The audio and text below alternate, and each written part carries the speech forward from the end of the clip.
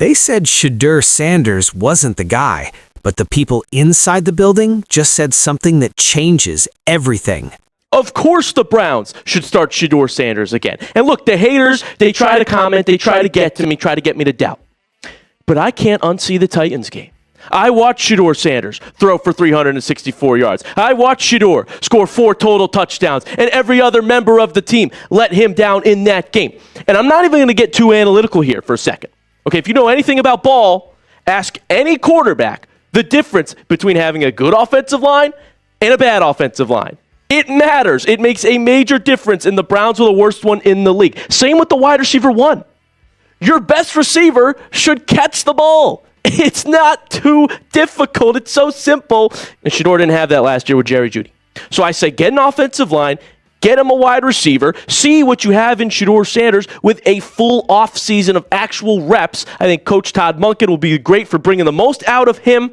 And Shadur showed you can win games with him under center. Guys, this your boy John, the Liquidator, coming back with a major story. So it looked like a Browns insider is leaking it all, bruh. Todd Monken is ready to commit to Shedeur Sanders, make him the starting quarterback to end these damn false narratives that is being put out. Guys, for this one here, we got to go all the way up to Cleveland. Let's get it, and let's jump right into this story, dog. So we've been hearing the last couple days that Todd Monken allegedly is not convinced that Shedeur Sanders is going to be the quarterback. By the way, the whole line about Shadur and him saying he wanted him before, that puts Shadur on Team Monken. And it's a positive thing more than... I see. Jeff, if a coach wants you and it says, I wanted you, it's a big deal. He didn't say that. We wanted you in Baltimore. We tried to draft you. That means we want you. Doesn't mean that he did, Andy. It means the organization did.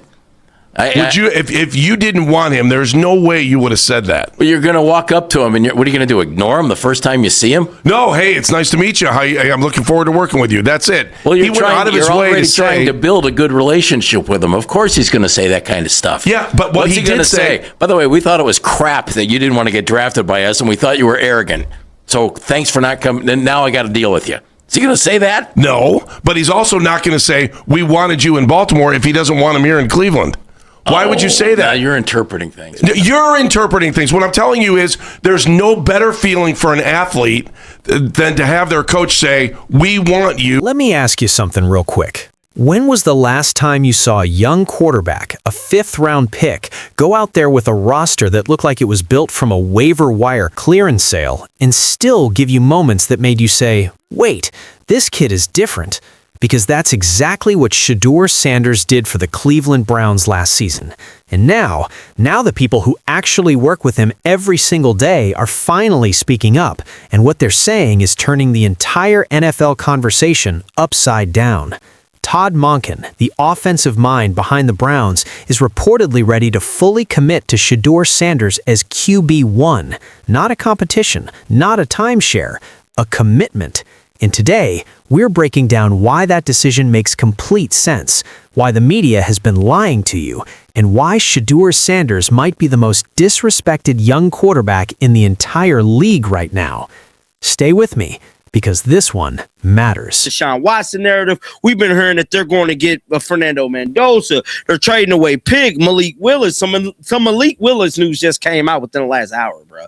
Well, I'm here to tell you, Jimmy has on one line when he said these next 120 days is about to be lit.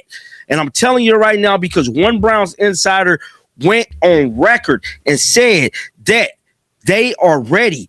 Speaking about the Browns coaching staff is ready to be, Before we get into Monken's words, we have to go back and remember what Shedeur Sanders was actually walking into when he stepped onto that field. Think about this for a second. He was a 5th-round pick, not a first, not a second, 5th round. Despite the fact that NFL scouts, analysts, and insiders had him ranked as a QB1 or QB2 talent throughout all of 2024, right up until April 30th, 2025. So let me ask you a simple question. If he was good enough to be QB1 heading into the draft, what exactly changed on draft night? Because his arm didn't change, his football IQ didn't change, his toughness didn't change. Nothing changed. except the round he got drafted in. And yet, the moment he was a Brown, suddenly everyone had doubts. Suddenly the narrative flipped. Suddenly people were talking about Deshaun Watson coming back, Fernando Mendoza being brought in, Malik Willis being traded. Every single week there was a new story designed to push Shadur out the door before he even got a fair shot. But here's what the real numbers say. Shedeur Sanders started 7 games for the Cleveland Browns, 7 weeks of first-team reps as a fifth-round rookie with a depleted roster, and they went 3-4. 3-4. On the surface, that sounds bad. I get it. But let's look deeper, because that record is not the full story. That Bills game? Gone. That Titans game? Also gone. Both of those were winnable. Both of those were games that with just a little more support, a better call here, a different decision there, Shadur walks away with wins.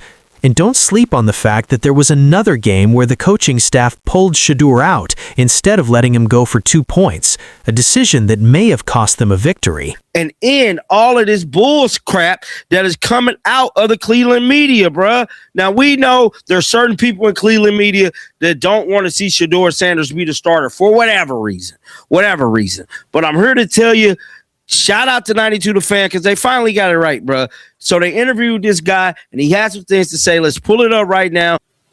So this is the news that came out earlier today, about an hour or two ago, talking about Shedeur Sanders being the starter. So when you do the real math, the honest math, Shedeur Sanders probably should have been 5-2. 5-2 is a fifth-round rookie with an offense that one insider literally compared to an NFL Europe roster. There were players on that field that none of us had ever heard of, guys who had no business being in an NFL game, and Shedeur Sanders still competed. He beat the Steelers, he beat the Bengals. In AFC North games, divisional battles where every play counts, he showed up. And yet, the media kept running the narrative that he wasn't the guy. Now let's talk about something that a lot of people conveniently leave out of the conversation. Kevin Stefanski's play calling. I'm not here to pile on Stefanski, but the facts are the facts. There were multiple games where the decisions made on the sideline, the conservative calls, the decisions to not trust Shadur in clutch moments, directly cost this team wins.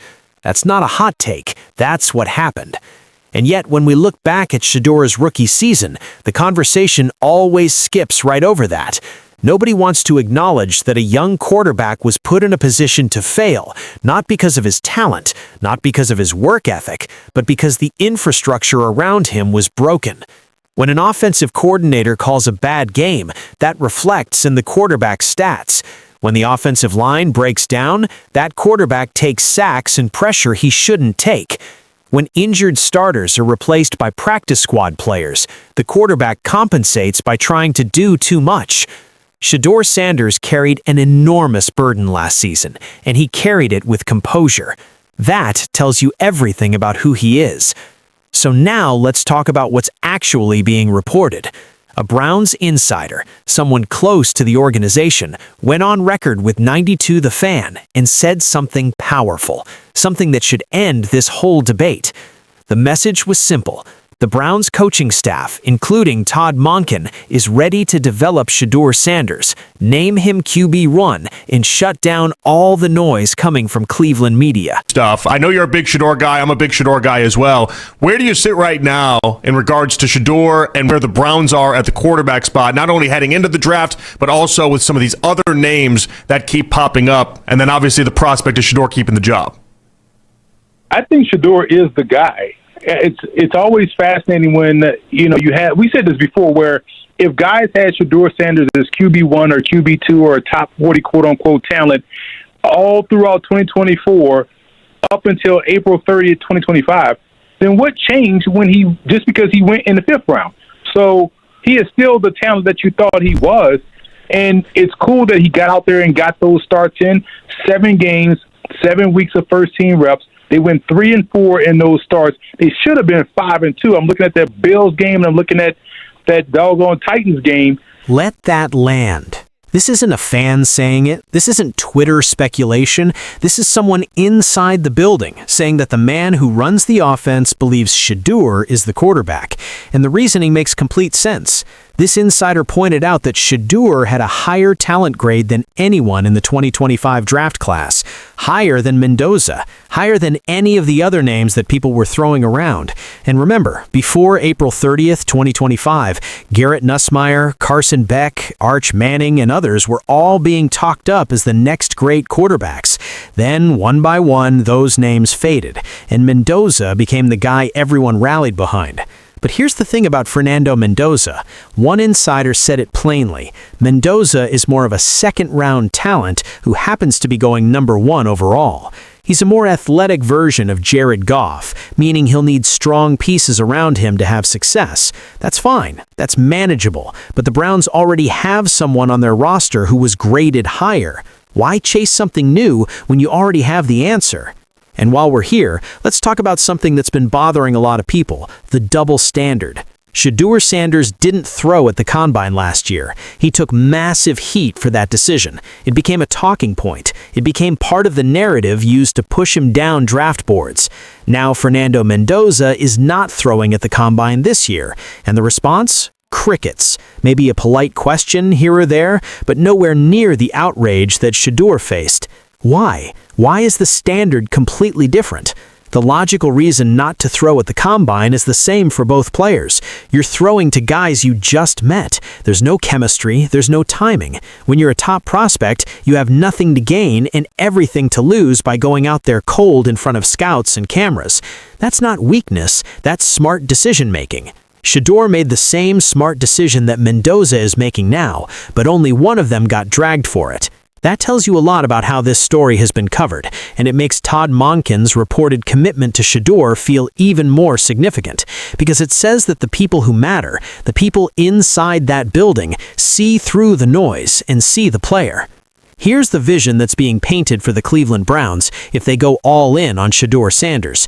A full offseason as the unquestioned starter. No competition storylines, no uncertainty. Just Shedeur Sanders working with the starters, building chemistry, learning the system, and growing into the role that his talent has always demanded.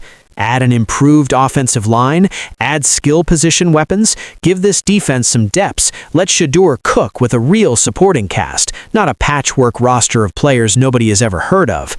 If that vision comes together, the Browns aren't just a playoff team. They're a team worth watching. They're a team that can compete in the AFC North. And this is the part that gets people excited. Shedeur Sanders with full support, with a proper runway, with an offense built around him. That's not a risk. That's an investment, one that makes complete sense given everything we already know about who this young man is. Here's the bottom line. The Browns insider said what a lot of us have been saying for months. Shedeur Sanders is the guy. He was always the guy. The record was 3-4, but the story was 5-2. Stolen games, sabotaged moments, and an underpowered roster that no starting quarterback should have had to deal with as a rookie. Todd Monken sees it, the organization sees it, and now it's time for the rest of the NFL world to catch up. Shedeur Sanders is not a project. He is not an experiment. He is a quarterback, a real one. And if Cleveland gives him what he deserves, we're going to look back at this moment, this offseason, this commitment as the turning point that changed everything. Keep watching, keep paying attention, because this story is just getting started.